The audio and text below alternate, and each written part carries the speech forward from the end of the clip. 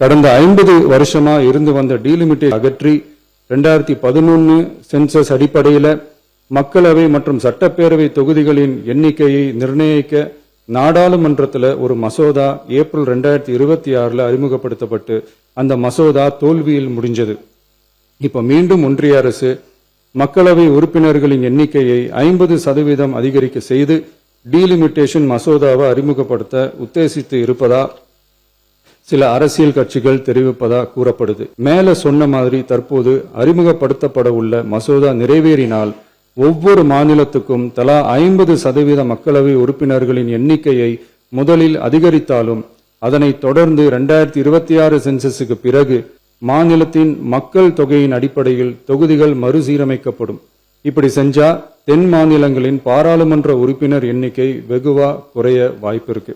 மாநிலங்களுக்கு இடையேயான எண்ணிக்கை பகிர்வை நிரந்தரமாக வைக்கவும், மேலும் தற்போது மக்களவை மற்றும் மாநிலங்கள் அவையினுடைய விகிதம் 2.2:1 என்ற அளவிலேயே நிலைநிறுத்த வேண்டும் என்றும், அதே வேளையில் பெண்களுக்கான 33% இடஒதுக்கீட்டை காலதாமதமின்றி தற்போது 543 தொகுதிகளின் அடிப்படையிலேயே 2029 ஆண்டு மக்களவை தேர்தலில் நடைமுறைப்படுத்த வேண்டும் என்றும் ஒன்றிய அரசை வலியுறுத்தி தமிழ்நாடு சட்டமன்ற பேரவை கீழ்கண்ட தீர்மானங்களை ஒருமனதாக நிறைவேற்றுகிறது. மாண்புமிகு எதிர்க்கட்சி தலைவர் அவர்கள். மாண்புமிகு பேரவைத் தலைவர் அவர்களே, தொகுதி மறுவரையறை டீலிமிட்டேஷன் அப்படிங்கிற பேர்ல எக்காரணம் கொண்டும் நம்முடைய தமிழ்நாடு பாதிக்கப்படக்கூடாது என்பதுதான் எங்களுடைய உறுதியான நிலைப்பாடு.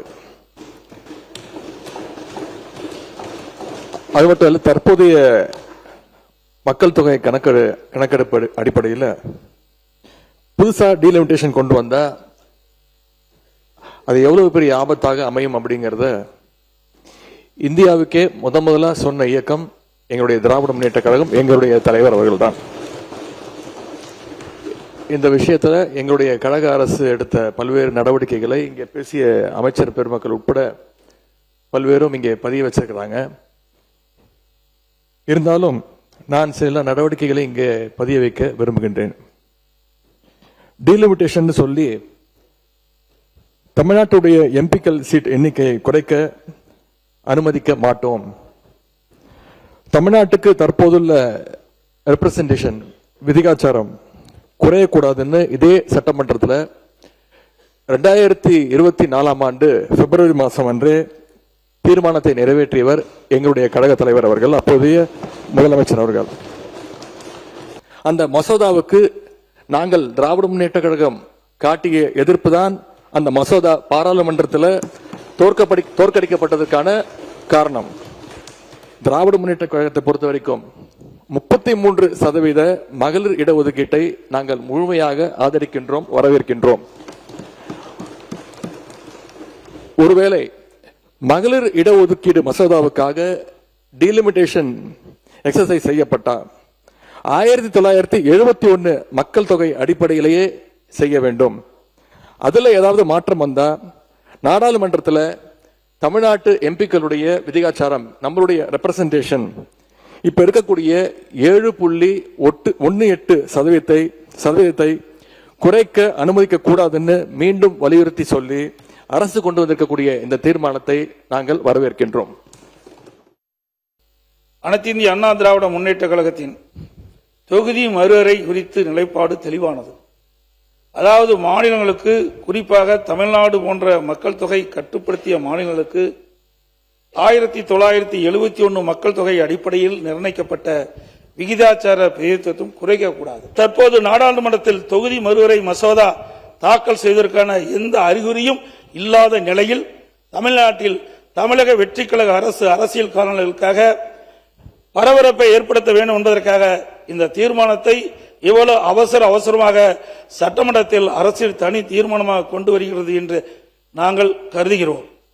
இந்த சூழ்நிலையில் மத்திய அரசு கொண்டு வரவுள்ள தொகுதி மறுவரையில் தமிழ்நாட்டிற்கு சாதகமாக உள்ளதா பாதகமாக உள்ளதா என்பது பற்றி எதுவுமே தெரியாத நிலையில் அரசியல் காரணங்களுக்காக தமிழக வெற்றி கழக அரசு கொண்டு வந்த இந்த தீர்மானத்தை அனைத்து இந்திய அண்ணா திராவிட முன்னேற்ற கழகம் எதிர்க்கின்றது. அதே நேரத்தில் இந்த தீர்மானத்தில் வர இருக்கும் மக்களவை பொதுத் தேர்தலிலும் அதன் பிறகு நடைபெற்ற சட்டமன்ற பொதுத் தேர்தலிலும் 1/3 தொகுதி ஒதுக்கீட்டு பலனை பெண்களுக்கு பெறுவதை உறுதி செய்ய வேண்டும் என்று அந்த தீர்மானத்தில் குறிப்பிட்டிருக்கின்றது. அந்த தீர்மானத்தை மட்டும், அதாவது நாடாளுமன்றத்திலும் சட்டமன்றத்திலும் 33% பெண்களுக்கு இடஒதுக்கீடு வழங்க வேண்டும் என்ற அந்த தீர்மானத்தை மட்டும் ஆதரித்து அமர்கின்றேன். தொகுதி மறுவரையை தொடர்பான இந்த மசோதாவில் சட்ட முன்வழிவு இதுவரைக்கும் மத்திய அரசுல சட்ட முன்வழிவு இதுவரை கொண்டு வரவில்லை.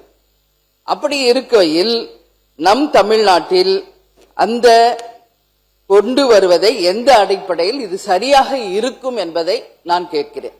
ஏன்னா இதுவரைக்கும் சட்ட முன்வழிவு நம்மளுடைய மத்திய அரசு கொண்டு வரவில்லை. மக்கள் தொகை அடிப்படையிலே தான் இந்த தொகுதி மறுவரை செயல்படுகிறது என்று நாம் நினைத்தால், இன்றைக்கு தமிழகத்தை விட பல்வேறு மாநிலங்களில மக்கள் தொகை அதிகமாக இருக்கிறது.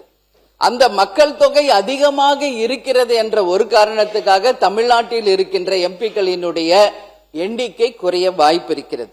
எனவே மத்திய மாநில அரசுகள் இரண்டும் கலந்து எல்லா மாநிலங்களுக்கும் 50% நாடாளுமன்ற உறுப்பினர்கள் எண்ணிக்கையை கணிசமாக உயரும் வகையில் சமமாக கொண்டு வர வேண்டும். அப்பொழுதுதான் தமிழ்நாட்டிலும் நம்மளுடைய எம்பிக்களுடைய எண்ணிக்கை உயரும் என்பதில் மாற்று கருத்து இல்லை.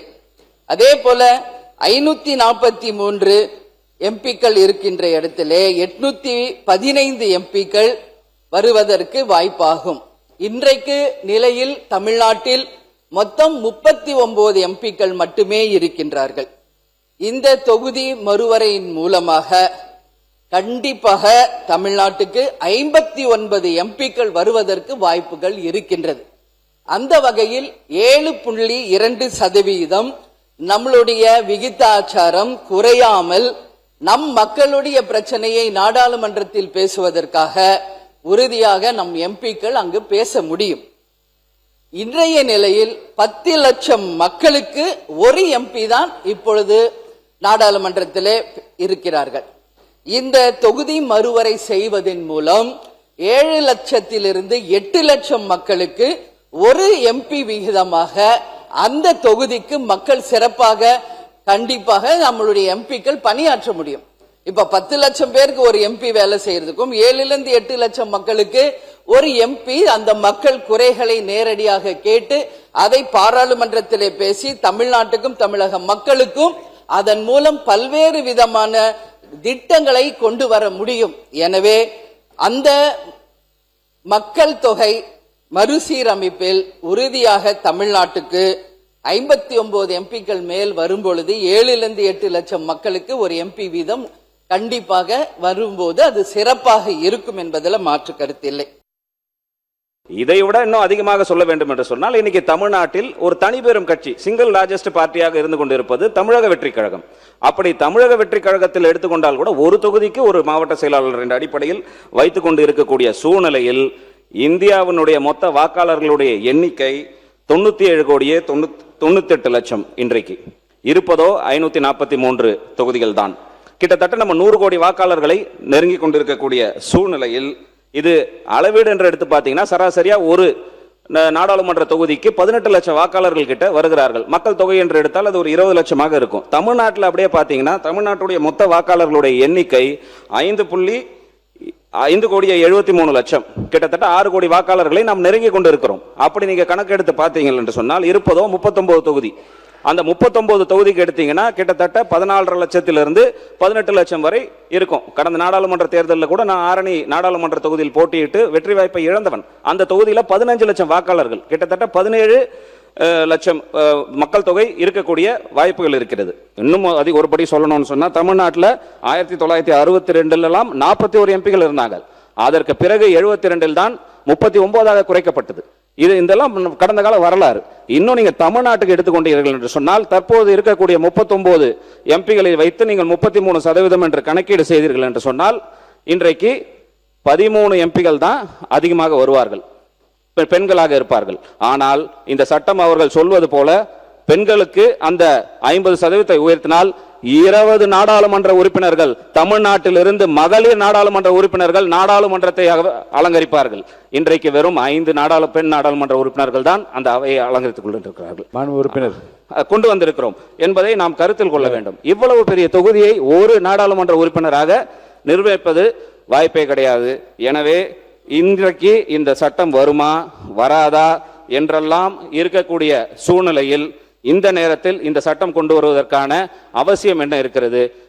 எனவே மாண்புமிகு முதலமைச்சர் அவர்கள் உடனடியாக இந்த தீர்மானத்தை திரும்ப பெற வேண்டும் என்று பாட்டாளி மக்கள் கட்சியின் சார்பாக கேட்டுக்கொள்கிறோம்.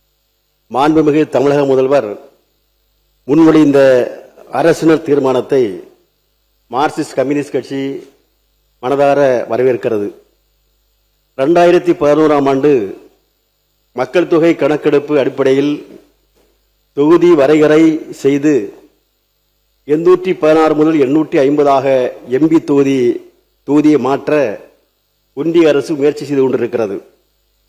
இந்திய நாட்டினுடைய அரசியலமைப்பு சட்டம், கூட்டாட்சி தத்துவம், மதசார்பின்மை கொள்கையை இதை சீர்குலைக்க முயற்சி செய்கிறது. எந்த மாநில உரிமையும் பாதிப்பதை மார்க்சிஸ்ட் கம்யூனிஸ்ட் கட்சி ஒருபோதும் அனுமதிக்காது. தற்போது இருக்கின்ற எண்ணிக்கையிலேயே மாற்ற வரக்கூடாது என்று நாம் கருதுகின்றோம். பாராளுமன்றத்தில் 543 பேருக்கு இப்போதே பேச நேரம் இல்லை. அது 850ஆக உயர்கின்ற நேரத்தில் எவ்வளவு நேரம் பேச முடியும் என்பதுதான் அது கேள்விக்குறியாக இருந்து கொண்டிருக்கிறது. மக்கள் தொகை கணக்கெடுக்காமல் இன்றைக்கு புதிய நாடாளுமன்ற கட்டிடமே கட்டப்பட்டது. புதிய நாடாளுமன்ற கட்டிடத்தை கட்டுகின்ற நேரத்தில் 888 இருக்கைகள் கொண்ட நாடாளுமன்ற கட்டடமாக கட்டப்பட்டது என்று சொன்னால் அன்றைக்கு ஏதோ நோக்கத்தோடு தான் இது கட்டப்பட்டதாக நாம் கருதுகின்றோம். எனவே இன்றைக்கு 543 எண்ணிக்கை என்பது அதுவே போதும். தமிழகத்தை போன்ற தென் மாநிலங்களை வஞ்சிக்க கூடாது என்று நாம் கேட்டுக்கொள்கின்றோம். மகளிருக்கு 33% இட ஒதுக்கீடு என்பதையும் கருத்தில் கொண்டு அந்த தேர்தலை நடத்த வேண்டும் என்று கேட்டு இந்த மாண்புமிகு முதலமைச்சர்கள் இங்கே முன்மொழிந்திருக்கக்கூடிய அரசினர் தீர்மானத்தை மார்க்சிஸ்ட் கம்யூனிஸ்ட் கட்சி மனதார வரவேற்கிறோம். மாண்புமிகு உறுப்பினர் திரு டி ராமச்சந்திரன் அவர்கள். தமிழ்நாட்டுடைய மக்களை பிரதித்துவத்தையும் அதே போல மகளிருக்கான 33% இடஒதுக்கீட்டை உறுதிப்படுத்தும் வகையில் மாண்புமிகு முதலமைச்சர் கொண்டு வந்திருக்கின்ற இந்த அரசியல் தீர்மானத்தை இந்திய கம்யூனிஸ்ட் கட்சியின் சார்பாக வரவேற்கிறேன், ஆதரிக்கிறேன். நாடாளுமன்றத்தில் மாநிலங்களிடையே ஏற்றத்தாழ்வுகள் கூடாது, சமநிலை இருக்க வேண்டும். இன்றைக்கு ஒன்றிய அரசு கொண்டு வர இருக்கின்ற இந்த தொகுதி மறு சீரமைப்பு என்பது குறிப்பாக மக்கள் தொகை அடிப்படையில் கொண்டு வரப்பட இருக்கிறது. அதாவது குடும்ப கட்டுப்பாட்டை, மக்கள் தொகை கட்டுப்பாட்டை கராராக நிறைவேற்றியிருக்கின்ற தமிழ்நாடு உள்ளிட்ட தென் மாநிலங்களுக்கு இது பாதகமாக அமைந்துவிடும். அந்த மசோதா நிறைவேற்றப்பட்டால், அதாவது தமிழ்நாடு உள்ளிட்ட தென் மாநிலங்களுடைய மாநிலங்களுக்கான உரிமைக்கான குரல் வலை என்பது நசுக்கப்படும். அதிகாரத்தை குவித்து வைத்துக் கொண்டிருந்தார்கள். அத்தகைய சர்வதிகார போக்கை இன்றைக்கு ஒன்றிய அரசு முன்னெடுத்திருக்கிறது. இது ஜனநாயகத்துக்கு பேர் ஆபத்து. 1971 மக்கள் தொகை அடிப்படையில் தமிழ்நாட்டுடைய நாடாளுமன்ற உறுப்பினருடைய எண்ணிக்கை, அதே போல தற்போது உள்ள 544 நாடாளுமன்ற உறுப்பினர்கள் எண்ணிக்கை குறையாமல் இருக்கும் வகையில் நம்முடைய மாண்பு முதலமைச்சர் கொண்டு வந்திருக்கின்ற இந்த சட்ட மசோதாவையும், அதே போல பெண்களுக்கான நாடாளுமன்ற சட்டமன்றங்களில் 33% இடஒதுக்கீட்டை உறுதி செய்யும் இந்த மசோதாவையும், அதே போல மக்களவை மாநிலங்களிடையே சதவிகிதம் 2.2:1 என்ற சதவீதத்தை நடைமுறைப்படுத்த வேண்டும் என்று மாண்புமிகு முதலமைச்சர் கொண்டு வந்திருக்கின்ற இந்த தீர்மானத்தை இந்திய கம்யூனிஸ்ட் கட்சியின் சார்பாக ஆதரிக்கிறேன். மாண்புமிகு முதலமைச்சர் அவர்களின் தீர்மானம் பேரவையின் முடிவுக்கு விடப்படுகிறது. ஏற்போர் ஆம் என்க, மறுப்போர் இல்லை என்க. ஏற்போரே அதிகம் என்று கருதுகிறேன். ஏற்போரே அதிகம். தீர்மானம் நிறைவேறியது. விவசாயிகள் சாகுபடி மேற்கொள்ள தேவையான திட்டங்களை வழங்குவது ஒரு பக்கம் என்றாலும் அவர்கள் சந்திக்கும் பிரச்சனைகளுக்கு தீர்வு அளிப்பது மறுபக்கமாக இருக்கிறது. விவசாயிகள் சந்திக்கும் பிரச்சனைகள் ஓரிரு நாட்கள் தீர்க்கக்கூடியவை அல்ல என்பதை அனைவரும் அறிவார்கள். அப்படி தீர்க்கக்கூடியதாக இருந்தால் கடந்த ஆண்டுகளில் தீர்க்கப்பட்டிருக்கலாமே, ஏன் முடியவில்லை? அதற்கு தொலைநோக்கு பார்வையும் தெளிவான திட்டமிடலும் வேண்டும். அதற்கு தான் 27 தொலைநோக்கு திட்டங்களை மாண்புமிகு முதலமைச்சர் அவர்கள் வேளாண்மை துறைக்கென வழங்கியுள்ளார்கள். அவற்றில் இந்த ஆண்டு முதல் கட்டமாக 22 திட்டங்களை செயல்படுத்த உள்ளோம். இவற்றில் வேளாண் பெருங்குடி மக்களின் வருவாயை உயர்த்துவதற்கான ஆலோசனைகளை வழங்க தமிழ்நாடு விவசாயிகளின் வருமான மேம்பாட்டு ஆணையம், விவசாயிகளுக்கு வேளாண் தொழில் முனைவருக்கும் வணிகம் மேற்கொள்ள வழிகாட்ட வேளாண் வணிக வழிகாட்டு மையம், தக்காளி மற்றும் வெங்காயத்தின் விலையினை நிலைப்படுத்த சந்தையீடு திட்டம், விலை நிலைப்படுத்துதல் நிதி, சாகுபடிக்கான நுண்ணறிவினையும் சந்தை ஆலோசனைகளையும் வழங்க வேளாண் நுண்ணறிவு மற்றும் சந்தை மகத்துவ மையம், தென்னை மற்றும் தென்னை சார்ந்த பொருட்களுக்கு லாபகரமான விலை கிடைக்க செய்ய தமிழ்நாடு தென்னை பதப்படுத்து கழகம் போன்ற அமைப்புகள் ஏற்படுத்தப்பட்டுள்ளன.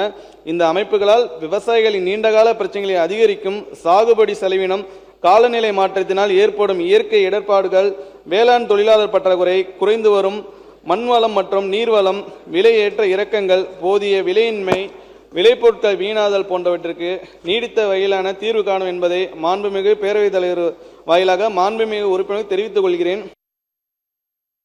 மாண்புமிகு வேளாண் துறை மற்றும் உழவர் நலத்துறை அமைச்சர் அவர்களும் முதல்முறை சட்டமன்ற உறுப்பினர், முதல்வர் அமைச்சர் மிக சிறப்பாக விரிவாக விளக்கமாக நீங்கள் பேசினீர்கள். நீங்கள் பேசிக்கொண்டிருக்கவே நினைவுகள் எல்லாம் வழக்கம் போல காடு விளைஞ்சன்ன மச்சான் நமக்கு கையும் காலம் தானே மிச்சம் என்று சொல்லுகிற அந்த பாடலோடு நானே போட போறேன் சட்டம், பொதுவில் நன்மை பொருந்திடும் திட்டம், நன்மை பொருந்திடும் திட்டம், நாடு நலம் பெறும் திட்டம், நன்மை பொருந்திடும் திட்டம் என்று பல திட்டங்களை எல்லாம் அறிவித்திருக்கின்றீர்கள். எதிர்காலத்தில் அவை எல்லாம் தமக்கு நன்மை பயக்கும் வகையில் வேளாண்மை துறையிலும் உழவர்களுக்கு நன்மை பயக்கும் வகையில் உங்கள் துறையிலும் நடைபெறும் என்று நான் நம்புகிறேன். உங்களுக்கு என்னுடைய வாழ்த்துக்களை நான் தெரிவித்துக் கொள்கிறேன்.